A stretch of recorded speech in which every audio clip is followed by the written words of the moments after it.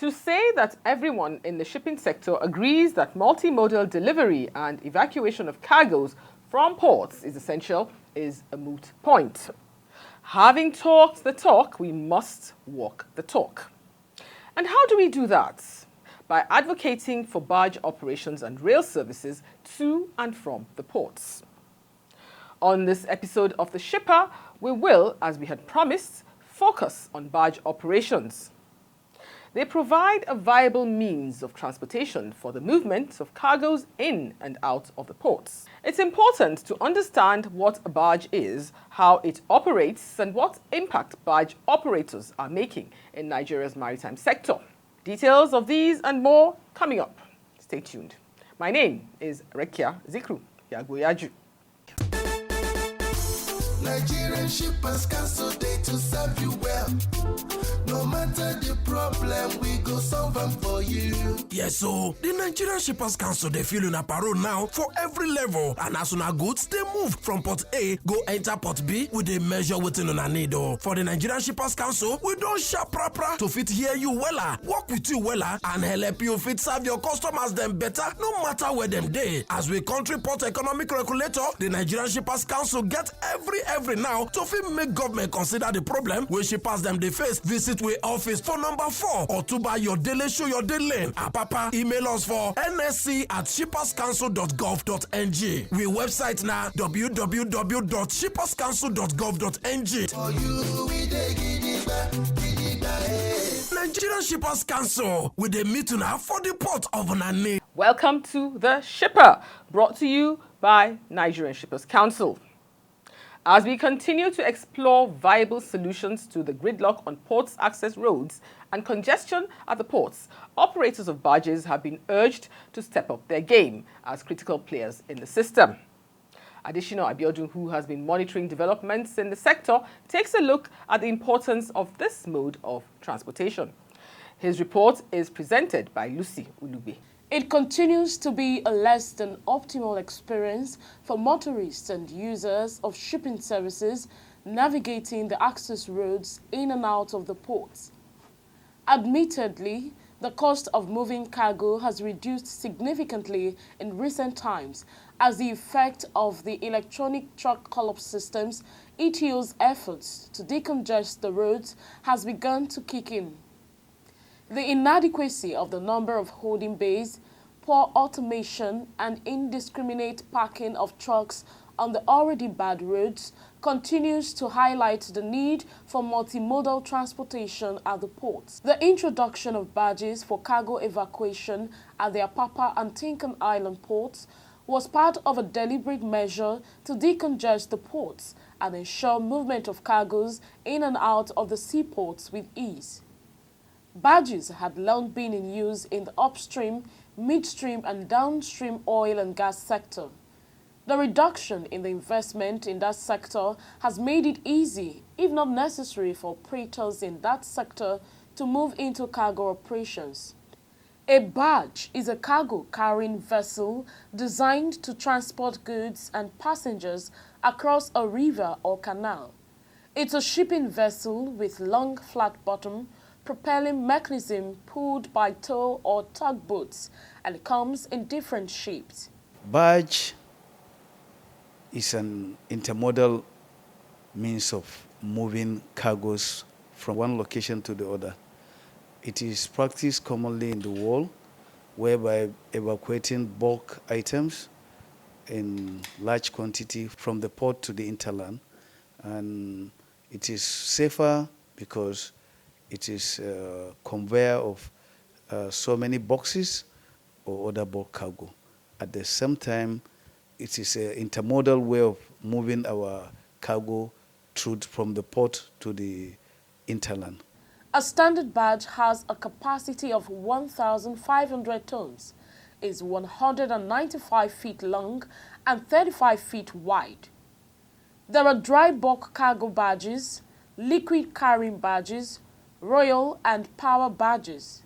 For the purpose of this program, we will only concern ourselves with the dry cargo and liquid cargo barges. Some examples of dry cargo are containers, metals, and grains, while liquid cargo are items such as crude oil, refined crude oil, and liquid gases. We have dump barges, we have ram barges, and barges are made of various sizes and tons, which ranges from 800 tons, 1,000 tons, 1,200 tons, as the case may be. Barge operations are increasingly contributing to reducing congestion at the ports, while creating and expanding investment opportunities in the maritime industry. Watchers of the industry believe that the importance of barge operation cannot be overemphasized, but call for proper regulation. We are now in the process of setting standard for barge operators. I think we need to sensitize your members and ensure that we work together to make sure that there is standard and there is the tariff, is because we receive a lot of complaints, different charges, even within the port, from the terminals to the jetties. They are of the opinion that if this mode of transportation is adequately harnessed with technology, it will bring about a reduction in dwelling time of cargo and turnaround time of vessels at the ports in Lagos, reduce clearing cost of cargoes, and reduce vehicular and human movement in and out of the seaports. If you do automation, if you do digitalization, it will reduce so much of the human interface. But when you reduce human interface and you bring automation in the workplace, it also guarantees for you efficiency. And certainly as far as the cost of doing business, that also in a way reduces cost of doing business as well. But the most important thing about automation is that it actually accentuates your ability to be proficient. It accentuates your ability to also be able to offer quality services. It also accentuates your ability to do business at less cost in a way that is also bound by quick and efficient delivery of services. Comparatively, a barge has the capacity to transport more cargoes at any given time. For instance, a truck can only transport a single 40-foot or two 20-foot containers, while a barge can carry 12 40-foot containers at a go, saving our roads unnecessary pressure. It would take 500 articulated trucks to move 500 40-foot containers out of the Lagos ports, while only 42 flat container barges will be needed to move same number of containers to the hinterland. As of last year, I think we recorded about 3 million TEUs. By taking off 3 million TEUs means we're taking not less than 1.5 million trucks out of the road. Any kind of goods that is above 40 ton should be fly-bear barge so that it can go to its destination without any kind of hindrance. Because the reason I'm saying that is, at least these waterways, the channel is linked to every part of this country. So some places will only plead for dredging and so that it can be navigable. But the waterways, it has linked to every part of this country that we can take anything to any part of the country via the waters. So we have very, very good channels that we can move and navigate to part of this country. Patronizing barge operators will drastically reduce heavy-duty vehicles on our roads and ease the high volume of traffic in and out of the ports. Stakeholders therefore called for the inclusion of barge operation in the architecture of the ports. This, they explain, is for the ease of doing business and to open up investment opportunities. In those days, you and I know, for a truck to come to Apapa to pick a box, it might stay on the road for more than 2 weeks or 1 month. And the price of then to transport a box, container I mean, from Apapa to just within Lagos environment, costs not less than 1 million those days. But with the introduction of barge operation, the price of transportation of boxes from Apapa ports or Tinkan ports within Lagos environment have reduced drastically, and which equally affected any other part of Nigeria, because now the people, importers and the client, they have alternative. They can use barge. We have a website where you can go and check and see all the activities of the barge, the movement of barge every day. The name of the barge, the owner of the barge, the route of the barge, the content on the barge, everything, whether it carry export, how many containers, all these things are there.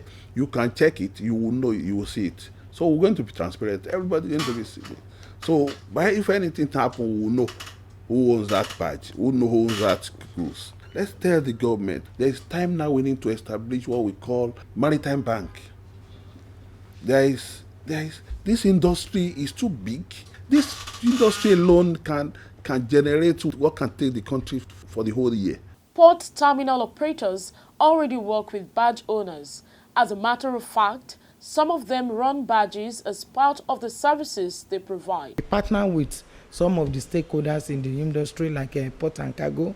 We partner with APMT to move most of their container to Odin Bay.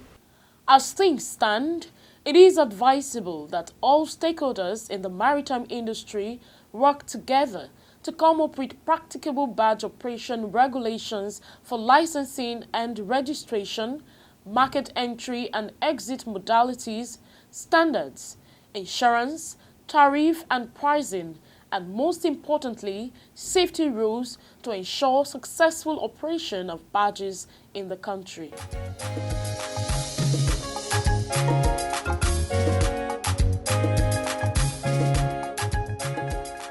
I'm sure you're better informed on what a barge is with our Barge Operations 101 course on the shipper. It's now time to join Oluwasegun Aluko for tidbits.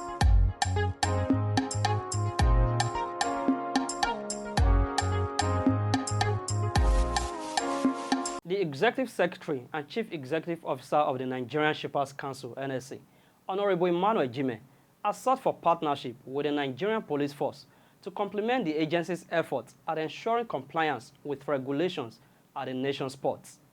This appeal was made when the Assistant Inspector General of Police, Maritime Police Command, Ibrahim Kaoji, and his team paid a courtesy visit to the NSC's headquarters in Lagos. Here are excerpts from the meeting. They give us a mandate. One of our mandate is the protection of lives and properties. So this is the first port of call. It doesn't mean that this is my mandate for me to come and see you first, because this is where they say I should come. I'm not out there going to other places more than you, because this is an engine room of the economy. It must be synergy so that we expand. But I know our primary goal here is Shippers Council. And anywhere, definitely you are law enforcement agents, definitely we must have to abide with what you said. Actually, we are worried about the number of boxes that are usually placed on alert. That is the stoppage of containers from the ports, and maybe placement of alert because the container is being suspicious. And they said it was so embarrassing that in a small terminal with a capacity of about 500 TEU are placed on alert. And these terminal operators keep calling us and crying that the people who own these containers come to pick these containers, and they are not allowed to pick these containers because there is alert on this container by the maritime police. And that concern rose from a meeting we held with the Lagos State Government, MPA, and COMTOA. COMTOA is a transportation group within the maritime sector. And that issue borders on the implementation of ETO. You are aware that ETO is supposed to introduce electronic scheduling of trucks to access the port. And the Lagos State government was asked to be the enforcement arm. In doing that, they employed the services of the police, Road Safety Corps, and LASMA. In the course of that our meeting, it was revealed that between Ijora and Apapa, we have not less than 5 checkpoints. Also, between Mile 2 and Tinkan Island, more than 7 checkpoints. And these checkpoints are being manned by both police, LASMA, Road Safety, and also non-state actors. The Lagos State government in that meeting concurred with the observation of COMTOA. So there was an agreement that Shippers Council, MPA, Lagos State government should liaise with the police to see how they could reduce the checkpoint to a manageable number. So the IG, sir, since you oversee the entire command, whenever we are going to have a meeting to come out with a framework on how to reduce this checkpoint, please open your window to us. It is on record, my AIG, that the cargo dwell time in Nigeria and particularly within this West African sub-region is perhaps the longest. It takes about 21 days, AIG, for cargoes to be cleared in our ports. And anybody who is involved in this industry will tell you that any port that takes that long for cargo to be cleared, the impact on the economy because of the delay is monumental. And so when my predecessor visited, and there was a resolution that there should be collaboration with the Shippers Council on cargo clearance matters, that was actually what was at the back of the minds of those who were undertaking that visit and why that resolution was taken. Of course, we know that the objective of government is to make certain that efforts are put in place to reduce cargo dwell time in our ports. In the process of ensuring that there is compliance, usually at some point there is a need for us to have support for enforcement. We wish to thank you so much for this visit. We sit back ready and able and willing, to work together with you so that we can both achieve our objectives of making sure that not only is there a secure environment in which business can be done in our ports, but of course also that those businesses are carried out with the most efficient and the most cost-effective way of doing business in our ports. International Maritime Seminar for Judges, a brainchild of the Council, is a prime event of the maritime calendar in Nigeria. The Executive Secretary stated this when he led the NSC management team on a courtesy visit to the Chief Judge of the Federal High Court, Honorable Justice John Soho, at the Federal High Court in Lagos recently.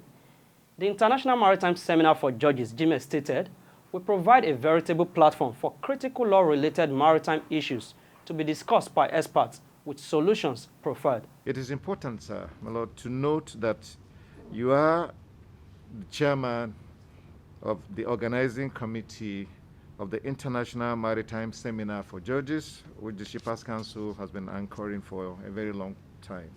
My lord, we can quickly report that there have been a number of gains as a result of this effort. First, There is now very expeditious adjudication of admiralty matters by the courts, as against the practice before the institutionalization of the seminar series. My Lord, judges, legal advisors, and practitioners are increasingly kept informed and better equipped on the technicalities involved in maritime cases. Deliberations at the seminar for the past decade have positively influenced legislation and administrative policies of the federal government in the maritime sector. It will be to our mutual benefit to carry the collaboration which has existed even several notches higher. So that is it, and we'll continue to participate in the International Seminar for Judges.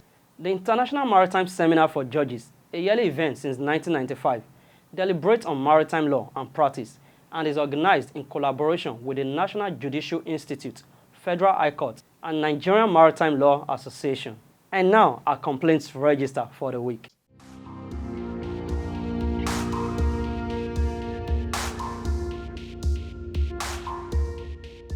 A total number of 6 complaints were received, and they are all ongoing investigations. These complaints include debt recovery, container deposit refund, transfer charges, and accrued demurrage charges. No one is too big or small to report a complaint. If you find yourself in a tight corner and need a bailout, visit the Nigerian Shippers Council Complaints Unit or send a message via our website www.shipperscouncil.gov.ng and it will be resolved. Here is a letter from Ravindra Singhi, the Group Managing Director and CEO of Dangote Sugar Refinery PLC, appreciating our efforts.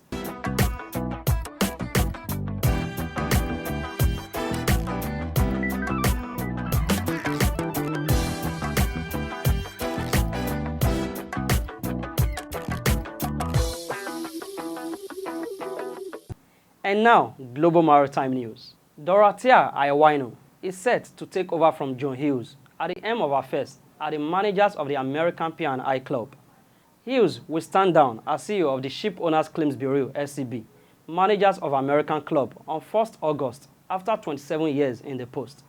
Dorothea will be serving as the first female CEO of a group club management company. The Taiwanese shipping company, One Islands, is going to start a new intra-Asia service for strengthening its East Asia-India network. The weekly express service will deploy 4 container ships with a carrying capacity of 1,200 TEU. Despite the challenges facing ports, the chief seaport of Athens, Greece, Piraeus Port Authority, PPA, recorded its highest ever level of profitability in 2021, with all sectors of business showing an improvement in performance. In 2021, the COSCO-controlled PPA saw turnover of €154.2 million, which is about $172.7 million, and that is up about 16% from the €132.9 million made in 2020. The story has been the same in this sector, so much so that President Joe Biden is mulling sanctions as he disclosed in his last State of the Nation address. And that's it on this week's Tidbits.